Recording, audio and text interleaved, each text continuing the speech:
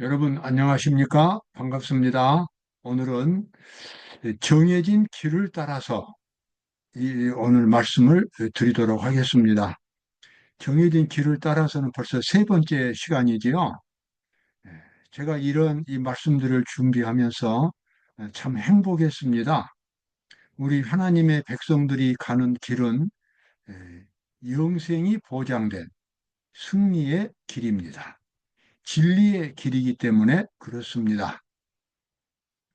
아마 이런 제목으로 얼마든지 더 많은 말씀들을 준비할 수가 있겠다라는 그런 생각도 했습니다. 사람이 하나님을 믿는다는 것은 그렇게 아름답고 위대한 일입니다. 모든 것을 다 갖는 것이 됩니다. 하나님을 잃어버린다면 아무것도 남는 것이 없지만 반대로 진정으로 하나님을 가진 사람에게는 그야말로 모든 것이 다 있고 승리가 보장되어 있습니다. 하나님의 말씀대로 살아가는 인생은 승리의 길을 가는 사람, 정해진 길을 가는 사람이 되겠습니다. 오늘은 지난 두 시간과는 좀 다른 각도에서 승리의 길을 가는 우리 그리스도인의 모습을 보겠습니다. 이미 성취된 승리입니다. 이것은 바로 예수님께서 우리를 위해서 마련해 놓으신 승리가 되겠습니다. 그래서 예수님의 뒤를 따라간다면 누구나 승리의 지점에 도달합니다. 자, 지난 시간에 봤던 성경절이죠. 요한이 잡힌 후 예수께서 갈릴리에 오셔서 하나님의 복음을 전파하여 가라사대 때가 찼고 하나님의 나라가 가까웠으니 회개하고 복음을 믿으라 하시더라. 요한이 잡힌 후 요한은 헤롯 왕에 의해서 체포가 되었고 그래서 요한은 결국 그 감옥에서 순교를 당했습니다. 예수님은 그 사실을 너무나 잘 아셨습니다. 사도 침례 요한이 가는 그 순교의 길은 영원한 생명의 길이고 승리의 길이라는 것을 아셨습니다. 그런데 예수님께서 요한이 잡힌 후에 갈릴리에 오셔서 또 복음을 전파하는 시대에 예수님 자신도 지금 십자가를 향하여 가고 계셨습니다.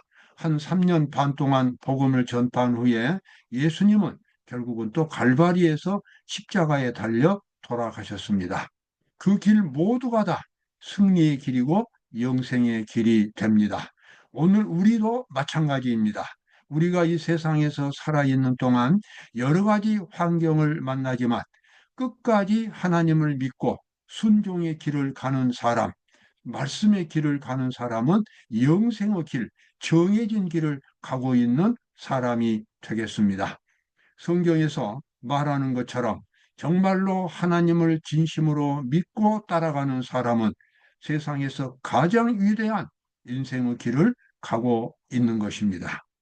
자, 요한계시록 21장 24절에 보면은 구원받은 성도들이 살아가고 있는 천국의 모습이 보입니다. 그 천국에서 정말 아주 여러 가지 이 특징을 가진 사람들이 예루살렘 성 안에서 거니는 모습을 우리가 볼 수 있습니다. 만국이 그 빛 가운데로 다니고 여기서 만국은 여러 인종들을 가리킵니다. 하나님을 믿고 예수님의 능력을 통하여 구원받은 성도들이 하늘 예루살렘 성에서 이제 살아가는 모습이지요. 만국이 그 빛 가운데로 다니고 땅의 왕들이 자기 영광을 가지고 땅의 왕들은 그리스도인들을 가리킵니다. 성경은 그리스도인들을 왕이라고 그렇게 표현합니다. 그리고 자기 영광을 가지고 그리로 들어온다는 말씀은 이 영원 불멸의 몸을 입은 신령하게 변화된 그와 같은 신체를 가리킵니다. 그 모습이 어떠할는지 우리는 다 상상할 수가 없습니다. 하나님의 영광의 빛으로 가득한 신령한 몸을 가지고 예루살렘 성 안으로 들어옵니다. 여러분, 그 몸은 이 시간과 물질의 제약을 받지 않습니다. 이 우주, 끝없이 넓은 이 우주를 마음대로 순식간에 여행할 수 있는 몸입니다. 그리고 불멸의 몸입니다. 우리로서는 상상할 수도 없는 그러한 몸이지만 성경은 우리에게 그 신체를 약속하고 있습니다. 만약에 우리가 죄를 극복할 수 있다면, 그리고 하나님의 거룩한 뜻대로 이 세상을 살아간다면, 우리는 마침내 그 영광스러운 신체를 가질 수 있게 될 것입니다. 자, 이 세상에서 가장 강한 단체는 구원받은 성도들의 모임인 교회입니다. 이 세상에 어떤 국가도 영존하는 국가가 없었지만 교회는 끝없이 존속해 왔습니다. 그분이 허락하지 않으신 어떠한 구름도 교회를 덮지 못하였으며, 그분의 사업을 대항해 일어난 어떤 반대 세력도 그분이 모르시는 것은 없었다. 그렇습니다. 이 세상에 있는 하나님의 교회는 어떤 국가보다도 강력한 단체입니다. 군대도 없고 수많은 재산도 없고 그저 가난하고 평범한 사람들이 모여 있는 집단이 바로 교회지만, 이 교회는 하나님께서 돌보시기 때문에, 하나님께서 보호하시기 때문에 어떤 세력도 교회를 없앨 수가 없고, 그들의 마음속에 있는 믿음도 없앨 수가 없습니다. 여기 나와 있는 대로 그분이 허락하지 않으신 어떤 구름도 교회를 덮지 못했습니다. 그리고 어떠한 반대 세력도 하나님의 사업을 대항해서 이겨본 적이 없습니다. 누구나 가장 강한 집단에 가입하면 강한 사람이 될 수밖에 없습니다. 교회에 가담한다면, 우리가 교회에 가담한다면 우리는 세상에서 가장 강한 그런 집단에 가담하고 있는 것입니다. 역시 사도행적 12절에 12쪽에 나와 있는 말씀이죠.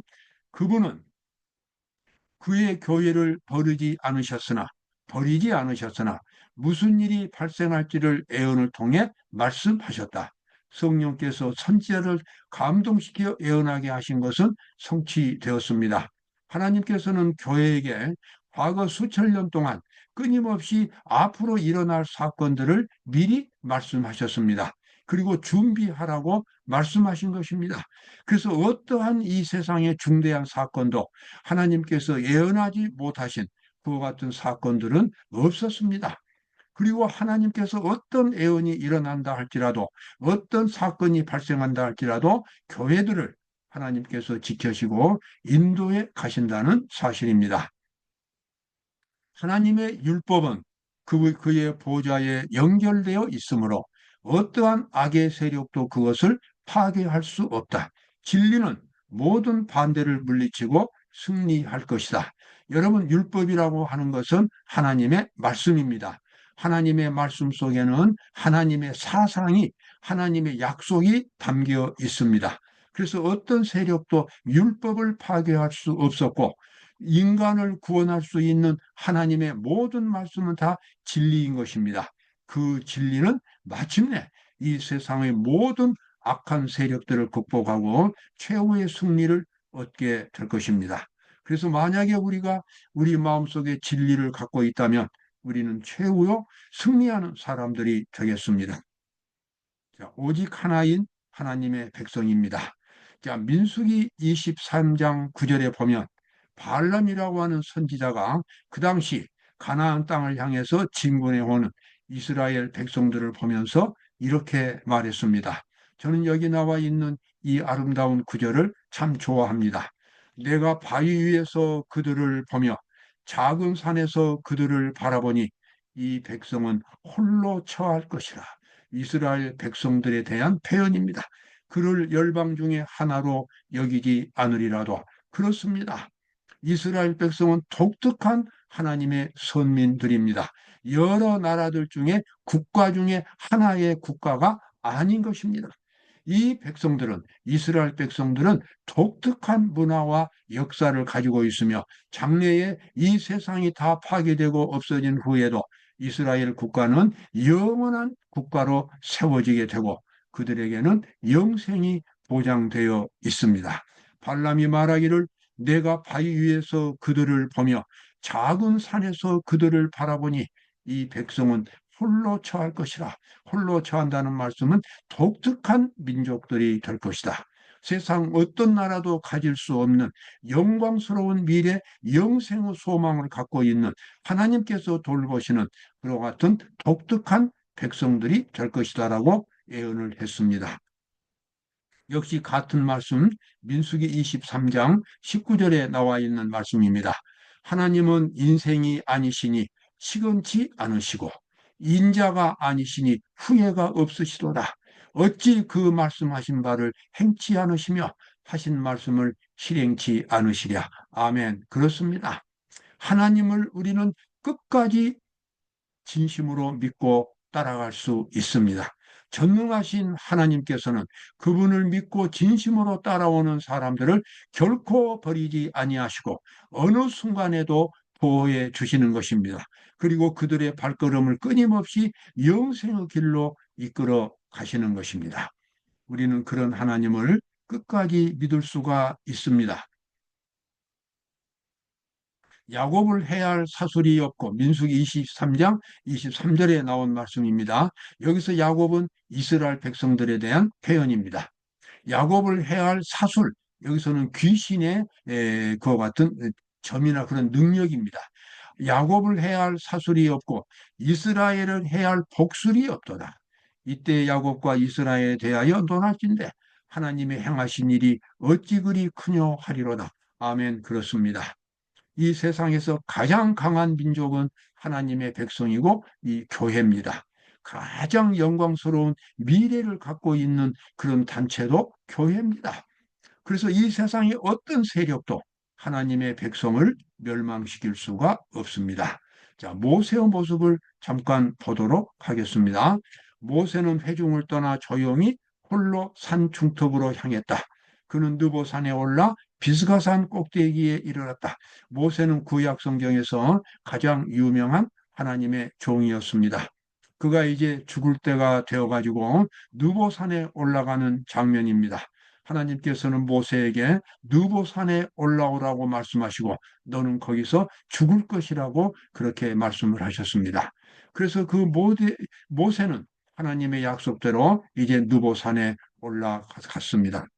그가 느보산에 올라 그 느보산 산맥에 있는 비스가산 꼭대기입니다. 즉 전부 다 같은 산들입니다. 느보산에 올라 비스가산 꼭대기에 이르렀습니다. 지난 120년 동안 지난 이 모세는 지난 40년, 40년, 40년, 120년이죠. 첫 번째 40년은 광야에서 홀로 애굽 궁정에서 성장했고 두 번째 40년은 이스라엘 백성들과 함께 광야에서 생활했고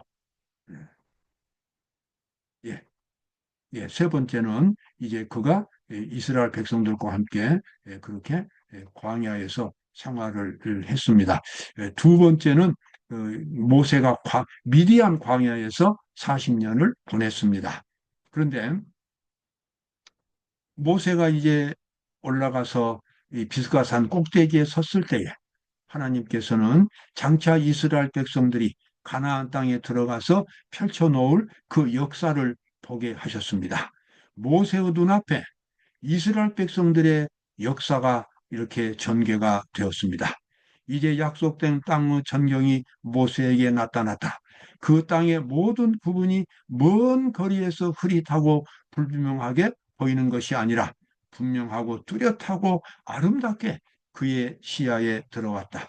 사실 모세는 가나안 땅에 매우 이스라엘 백성들과 함께 들어가기를 매우 원했습니다.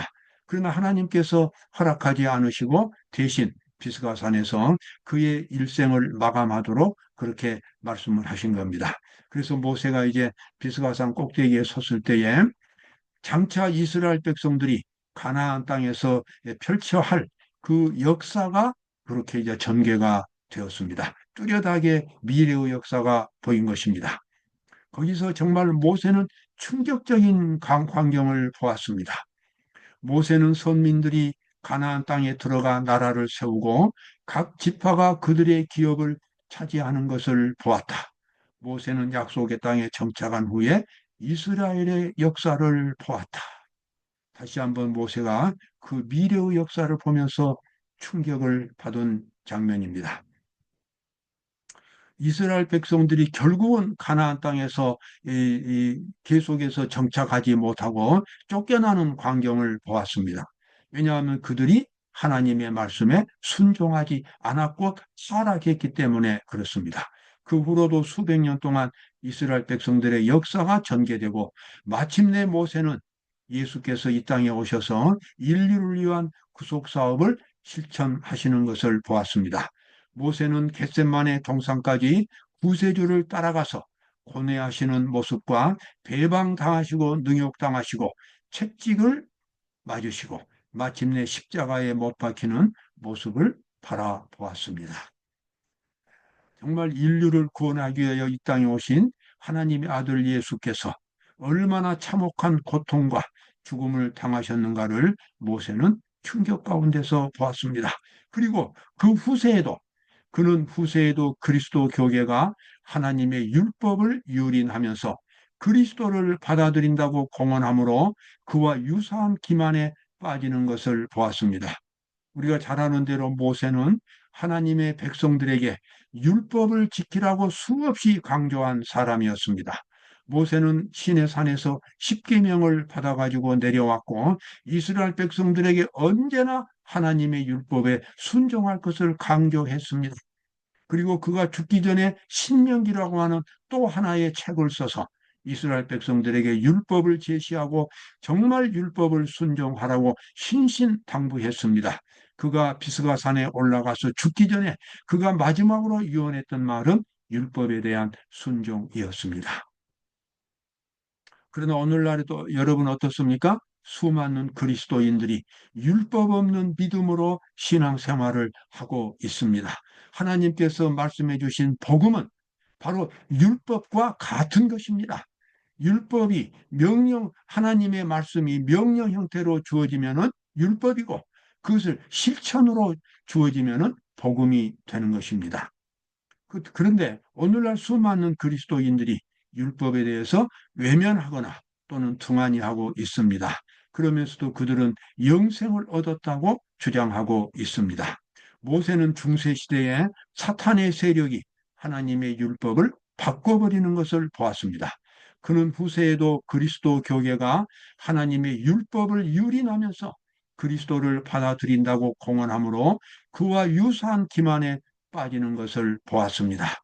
하나님의 백성들이라고 자부하는 사람들이 하나님의 율법을 폐지하는 모습이었습니다. 이 세상 역사가 이제 다 그렇게 지나간 후에 모세는 앞으로 세워질 아름다운 세상을 보았습니다. 또 다른 광경이 모세의 눈앞에 전개되었는데 그것은 저주에서 해방된 땅, 곧 조금 전에 그의 앞에 전개되었던 아름다운 약속의 땅, 그냥 가나안 땅이죠. 약속의 땅보다 더욱더 사랑스러운 세상이 마침내 이 세상에서 건설되는 광경을 보았습니다. 보라, 내가 속히 오리니 내가 줄 상이 내게 있어 각 사람에게 그의 일한 대로 갚아주리라. 나는 알파와 오메가요 처음과 나중이요 시작과 끝이라. 이것은 성경책 마지막 책인 요한계시록 마지막 장 22장에 나와 있는 말씀입니다.